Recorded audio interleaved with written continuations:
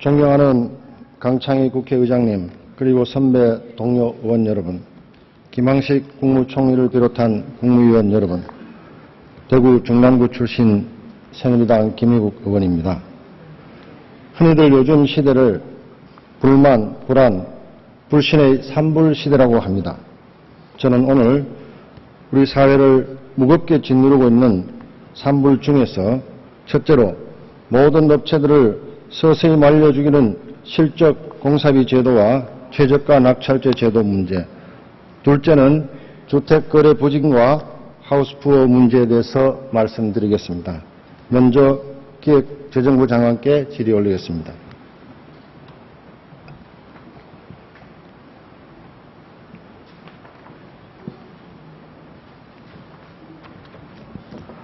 장관님, 연일 고생이 많으십니다. 감사합니다.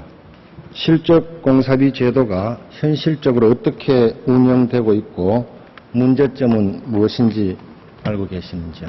네, 아주 소상하게는 알고 있지는 못합니다만 종전 표준 품셈 제도의 문제점을 보완하기 위해서 정부가 회계 예규와 대통령령을 바꿔가지고 실적 공사비 적산제를 도입해서 지금 한 2,254개 공종에 올 8월 현재 적용하고 있는 것으로 알고 있습니다. 예, 지금 명목상으로는 장관님께서 이해하고 계시는 것이 맞습니다. 그러나 실적 공사비는 실제 공사에 들어간 비용이 아닙니다. 계약 내역서상의 계약 단가입니다. 이 계약 단가는 건설업체가 공사를 따기 위해서 원가보다 써낸 가격입니다. 그 가격이 차기 공사의 예정 가격이 되기 때문에 공사비가 계속 낮아지는 문제가 발생되고 있습니다. 그 가격으로 시행하는 공사는 원청자나 하청자나 특히 자재나 장비나 인력 공급업자들을 골병들게 하고 있습니다. 사정이 이렇다 보니 많은 사람들이 현행 실적 공사비 제도는 끝이 없는 대표질이다. 결국 0으로 해결될 거라고 비아냥거리고 있습니다. 정부 제도에 대해서. 그런데 정부나 제3자는 그거는 회사의 잘못이지 정부 잘못이 아니다. 이렇게 이야기하기도 합니다. 그 말은 응찰하는 사람의 입장에서 본다면 가슴에 피멍이 드는 이야기입니다. 왜냐하면은 그 회사들이 지금까지 투입했거나 고정비용이 지출되고 있기 때문에 아무리 저가라 하더라도 수주를 하지 않으면 당장 문을 닫아야 됩니다.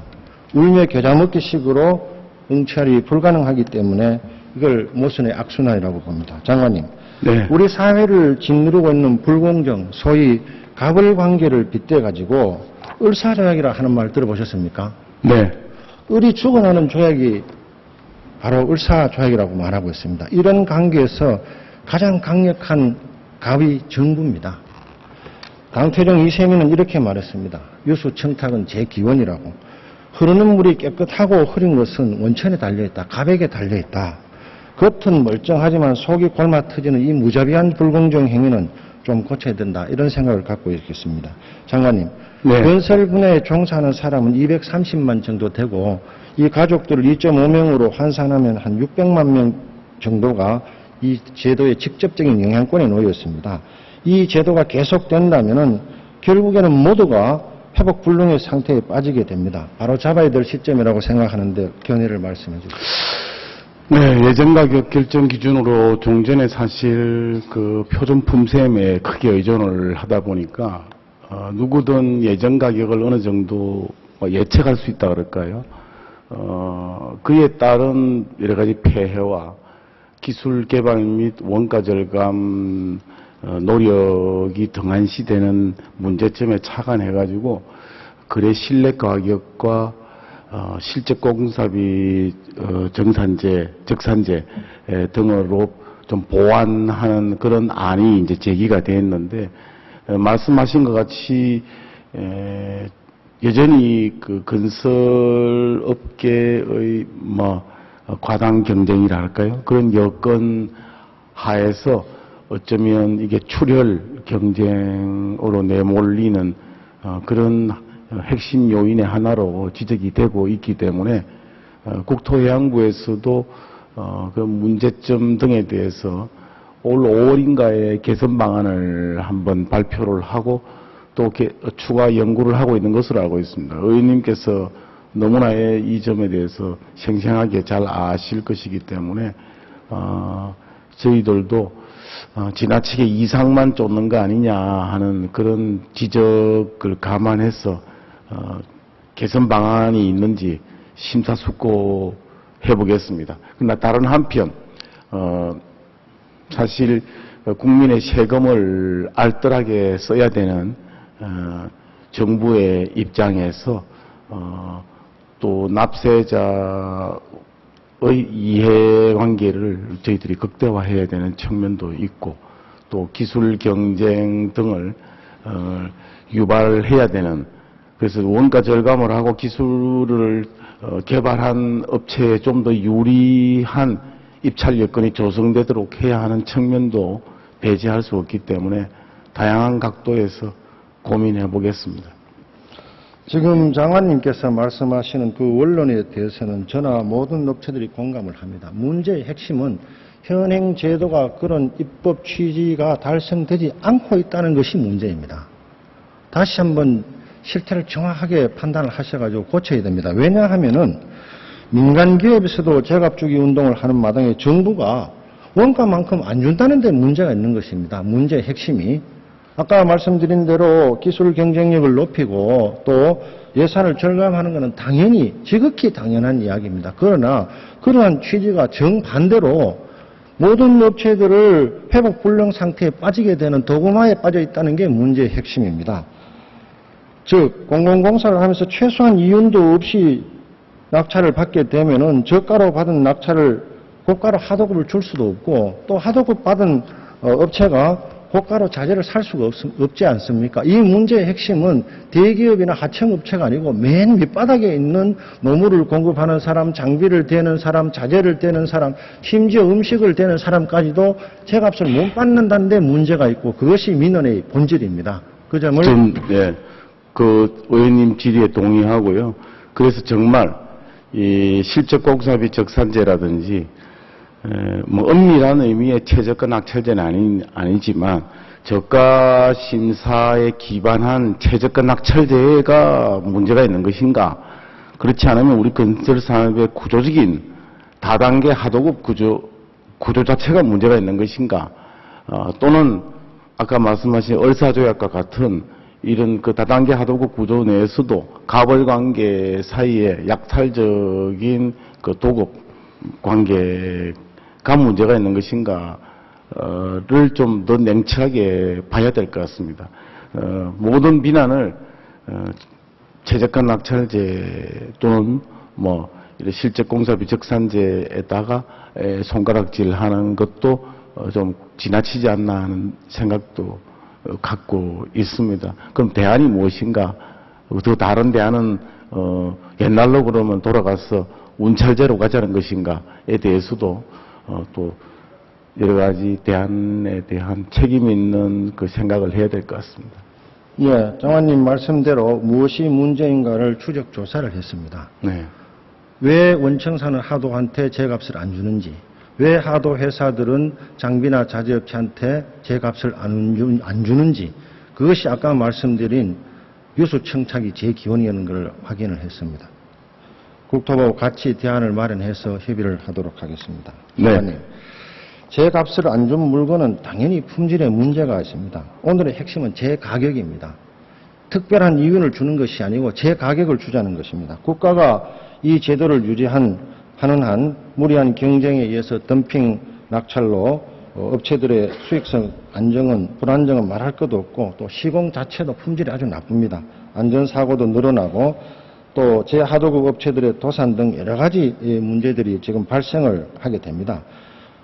국가 예산을 더 투입하자는 이야기는 결코 아닙니다. 공사를 적게 하는 한이 있더라도 제 가격을 주는 것이 상식이고 정부의 도덕적 의무라고 생각합니다. 정부는 최저가 낙찰제를 고집하면서 대기업들이나 원청사보고는 제값을 주라고 하면은 지금까지는 모든 규제가 원청사에 대한 규제가 들어갔습니다. 그건 알고 계시죠? 네. 그 사람들은 무슨 돈을 가지고 줄 수 있겠습니까? 제값을 도저히 줄 수가 없습니다. 왜냐하면 자기들도 정부로부터 제값을 못 받았기 때문입니다. 이런 것이 공정사회를 부르짖는 현재 상황하고는 좀 다르다고 생각을 하는데 그 점에 대해서는 동의하십니까? 네. 정부도 그런 점을 인식하고 여러 가지 제도 개선을 통해서 2009년에 약 한 낙찰률이 70% 초반대에 있던 게 지금 올해 상반기에 한 74% 남짓까지 올라왔습니다. 그런데 사실 좀 더 깊이 생각해 봐야 할 것은 뭐 닭이 먼저냐 달걀이 먼저냐 하는 문제가 있겠습니다만은 저가 낙찰 때문에 부실 시공이 생기고 산업재해가 늘어나는 것인가 아니면 부실 시공을 암묵적으로 기대하고 저가 투자를 하는 것인가 인과관계에서 어느 쪽이 더 뚜렷하게 나타나는 것인가 하는 것을 판단을 해야 될 것 같습니다.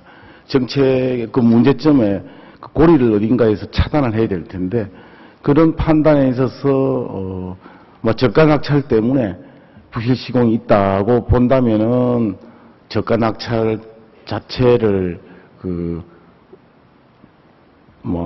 보완하는 그런 방안이 옳겠습니다만은 이 점에 관해서는 선진국의 사례라든지 앞으로 우리가 장기적으로 지향해야 될 방향 등까지 감안해서 제도 개선을 모색해 보겠습니다. 장관님, 지금 명목상 최저가 낙찰 제도는 최저가 낙찰제로 운영이 되지 않고 있습니다. 그렇습니다. 예를 들어서 이번에 인천국제 그 터미널의 경우에 26개 업체가 썼는데 1등부터 12등까지는 낙찰을 못 받았습니다. 그게 실적 공사비로 심사를 해버리기 때문에 말만 최저가 낙찰제고 실제로는 최저가 낙찰제조차도 제대로 운영이 안 되고 그렇습니다. 네. 그런 점들을 좀 고려해서 의회와 같이 좋은 대안을 만들었으면 좋겠습니다. 네. 의원님 그 질문하시는 게 얼마나 고심을 많이 하셨겠습니까? 저도 어떻게 답변을 드려야 될지 참 고심을 많이 했는데 하여튼 제가 무책임하게 제도를 바꾸겠다 그렇게 답변 드릴 수는 없고요. 중장기적으로 우리가 가야 될 선진형 입찰제도, 낙찰제도를 생각하면서 개선 방안을 합리적으로 모색해 보겠습니다. 수고하셨습니다. 감사합니다. 존경하는 선배 동료 의원 여러분, 전 이스라엘 총리 베냐민 네탄야후는 이렇게 말했습니다. 정부의 방침과 제도를 바꾸는 것은 개혁이지만은 한 국가의 사고방식을 바꾸는 것은 혁명이라고 했습니다.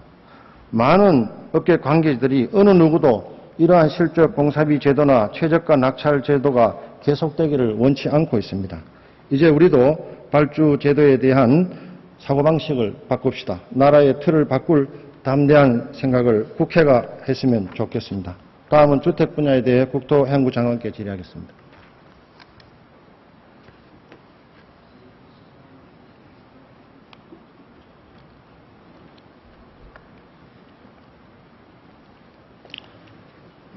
우리 한만희 차관님 고생이 많으십니다. 흔히들 부동산으로 일컬어지는 주택 문제는 우리나라뿐만 아니고 미국이나 스페인 등에서도 비중이 참 큰 분야입니다. 현 정부는 2009년부터 2018년까지 서울 시내 그린벨트 해제 등 수단을 통해서 10년간 80만 호의 임대주택과 70만 호의 분양주택을 시장 가격보다 싸게 공급하겠다는 정책을 추진해오고 있죠. 네, 그렇습니다. 그 정책이 시행되고 4년 반이 됐습니다. 차관님, 지금 그 정책에 대한 국민들의 평가는 어떻다고 보십니까? 예, 보금자리 주택에 대한 평가는 긍정적인 평가도 있고 부정적인 평가도 같이 있는 것 같습니다. 긍정적인 평가로서는 이제 집값 안정을 통해서 무주택 서민들이 내 집 마련을 할 수 있다는 기회를 높였다는 것이 있고요. 또 이게 분양주택하고 임대주택을 섞어서 지니까 소셜 믹스도 많이 이루어졌다. 그리고 주택에 대한 만족감도 상당히 높은 것 같습니다. 비판적인 의견도 있는데요. 이것이 이제 저렴한 보금자리 주택을 기다리면서 이것이 대기 수요화 되면서 그것이 이제 민간의 주택을 갖다 위축시키고 그리고 이것이 전세 수요를 늘렸다는 그런 또 비판도 있는 것이 사실입니다. 지금 노무현 정부 5년 내년은 집값을 잡기 위해서 여러 가지 정책들을 쭉 추진을 해왔습니다. 예, 그렇습니다. 그런데 MB 정부 4년 반 동안에 주택 정책에서 가장 큰 목표가 무엇이었습니까? 아무래도 주택 시장 안정과 이제 서민들에 대한 주거 복지를 강화하는 두 가지로 요약을 할 수가 있습니다. 지금 최근 언론에서는 발표만 하는 정부, 손 놓고 있는 국회, 부동산 대책 시장을 잃었다, 이렇게 혹독한 비판을 하고 있습니다. 지금 4년 반 동안에 주택시장 안정화를 위해서 여러 차례의 대책을 발표하셨죠. 예, 그렇습니다. 그렇게 많은 대책을 세웠는데도 그 당초 취지대로 시장이 작동 안 하는 이유가, 정부는 정책을 제대로 세웠는데 국회가 관련 법안을 통과 안 시켜서 그렇다고 보십니까? 아니면 다른 이유가 있습니까? 이것이 이제 그 주택 시장이 정상화되지 않는 이유는 아무래도 그 대내외적인 경제적인 여건이 그것이 상당히 불안정하고, 또 핵심적인 여러 가지 규제가 아직도 완전히 그 해소가 되지 않기 때문에 이런 여러 가지 요인이 복합적으로 작용을 해서 시장이 정상화되지 않는 것으로 이렇게 보고 있습니다. 그럼 현재 정부가 제안한 여러 가지 그 법안들을 국회에서 이번 회기 중에 빨리 통과시키면 시장이 정상화될 걸로 보십니까? 예, 물론 그 시장이 정상화되려면 아까 말씀드린 여러 가지 그 대내외적인 여건도 동시에 개선이 돼야 되지만은 국회에서 필요한 법안을 통과시켜 주시면 시장 안정에 많은 기여가 될 것으로 이렇게 생각을 합니다.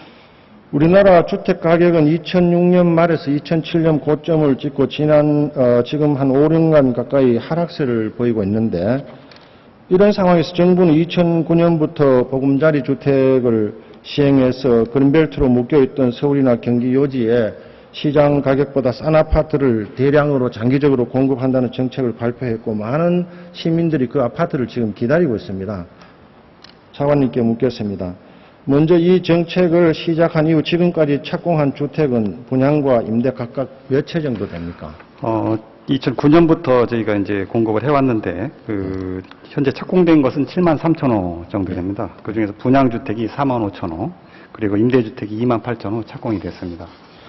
지금 3년 반 가까이 됐는데 10년 동안 150만 호를 현실적으로 지을 수가 있습니까?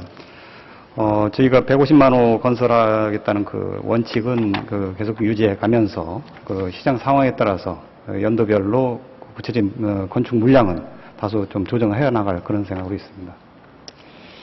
지금 정부는 주택시장의 3대 문제인 첫째로 이제 거래 부진, 두 번째로 또 주택담보대출 증가, 또 셋째로 주택가격 하락, 이 세 가지 중에 어떤 문제가 가장 큰 문제라고 보십니까? 예, 주택가격 하락에 따라서 거래도 위축이 되고, 그것이 또 주택담보대출에 대한 상환 부담으로 돌아오기 때문에 이것이 다 연결되어 있는 문제라고 생각을 합니다. 다만 이것이 이제 기존에 살고 있던 분들이 이사를 하고 싶어도 이사를 할 수 없고, 그리고 그것이 또 연쇄적으로 다른 이사업이라든가 인테리어업까지 다 영향을 미치는 그런 면에서 볼 때에는 역시 거래가 부진한 것이 가장 큰 문제가 아니냐 이렇게 생각을 하고 있습니다. 오늘 제 기억으로는 아마 현 정부 들어 18번째 대책 같은데 취득세, 양도세를 일부 한시적으로 인하한다고 언론에 보도되고 있는데, 이 조치가 시장에 어느 정도 긍정적 효과를 가져올 걸로 예상합니까? 예, 그동안에 시장에서는 취득세라든가 이런 세제 부담이 상당히 좀 위축 요인이 된다는 그런 지적이 있었고요. 그래서 오늘 발표한 내용이 시장 정상화에 많은 도움이 될 것으로 이렇게 생각을 합니다. 저는 시중에서 많은 사람들로부터 들은, 또 그 사람들이 생각하고 있는 그 이야기를 좀 드리겠습니다. 먼저 주택 거래가 부진한 가장 근본적인 이유는 뭐라고 보시는지요? 아무래도 경제가 불확실한 상황에서 이제 현재 가구라든가 이런 변화가 많습니다.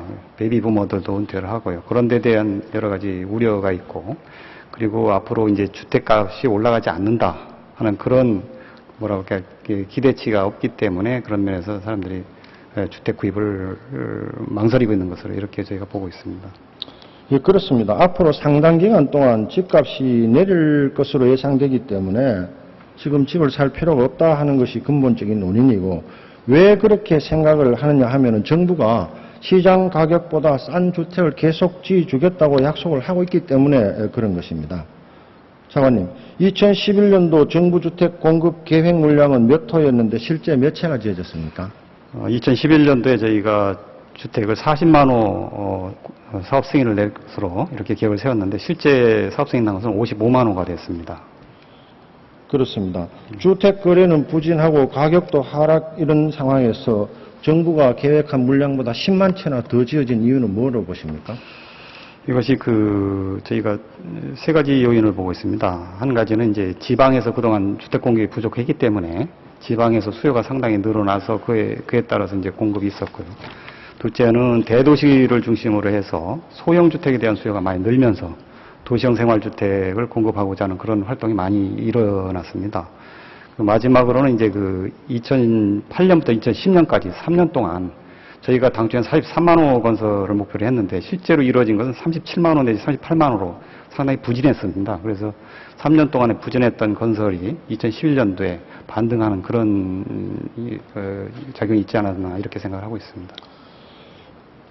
국민은행이 주택가격 동향을 조사한 결과 2008년 7월 이후 4년 동안에 전체적으로는 13.5% 올랐지만은 그중에 서울이 약 5%, 경기도 6.4%, 특히 수도권인 용인이나 수지가 18%, 김포 16%, 성남 분당이 15% 떨어졌고 전부 하우스푸어 문제는 지금 여기서 발생되고 있죠. 네, 그렇습니다. 그러면 지난 4년 동안에 지역별로 주택 공급이 가장 많았던 지역은 어디입니까?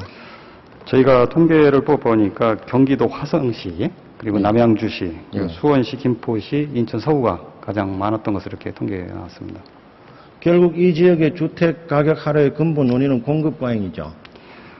그것이 두 가지로 저희가 분석이 됩니다. 하나는 이제 이 용인이라든가 분당 같은 경우에는 일기 신도시로서 이미 주택 가격이 상당히 올라 있는 상태입니다. 그래서 최근 시장 상황에 따라서 어느 정도 조정이 이루어지고 있는 그런 것으로 볼 수가 있고요. 김포라든가 인천 서구 같은 경우에는 지금 말씀하신 대로 공급이 좀 어떤 면에서 과잉 공급이 되면서 주택 가격이 떨어지고 있는 것으로 이렇게 분석이 되고 있습니다.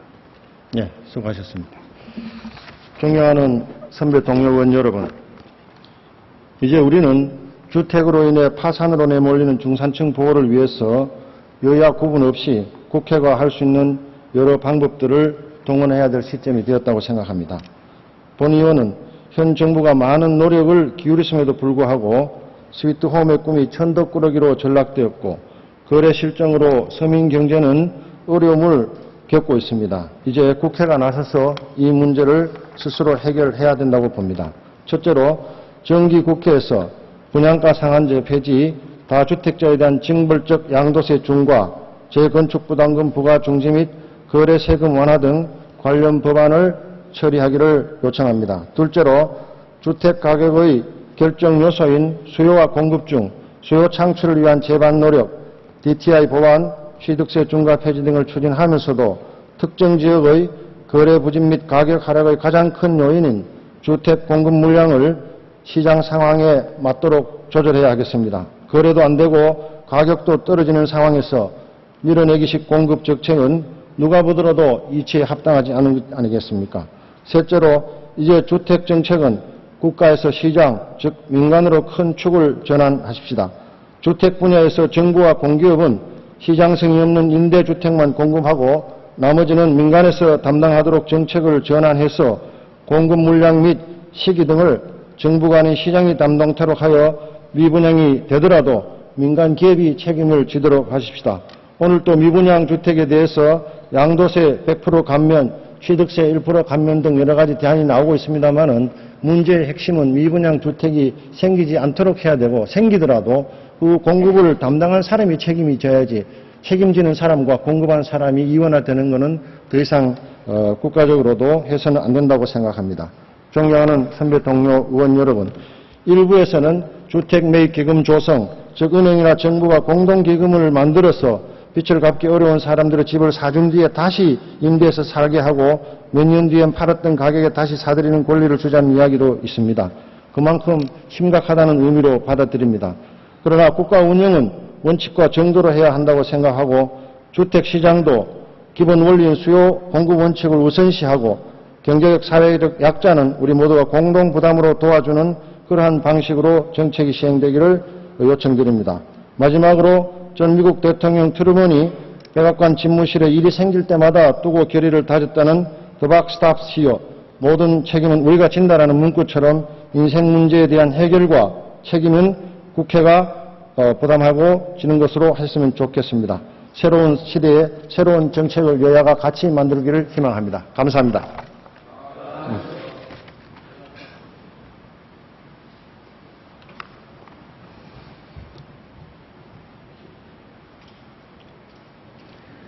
예, 김희국 의원 수고하셨습니다. 다음은 전북 익산을 출신의 민주통합당 전정희 의원 나오셔서 질문해 주시기 바랍니다.